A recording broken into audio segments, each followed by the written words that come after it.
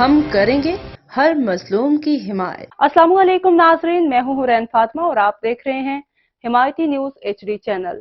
नजर डालते हैं आज की अहम खबर पर। नूरदीन अवान साकना कच्चा दोलड़ी का रिहायशी घर आलिया बारिशों की वजह से लैंड स्लाइडिंग की जद में आ गया। घर में दरारें पड़ने से घर रिहाइश के काबिल न रहा। मजीद बारिश की सूरत में मजीद नुकसान का अंदेशा।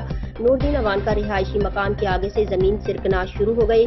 हालिया बारिशों की वजह से नूरदीन अवान के मकान की सहन से जमीन में बड़ी बड़ी दरारें पड़ गईं। लैंड स्लाइडिंग शुरू हो गई जो बिल्कुल घर के सहन तक पहुंच गई। लाखों का मकान शदीद खतरे में।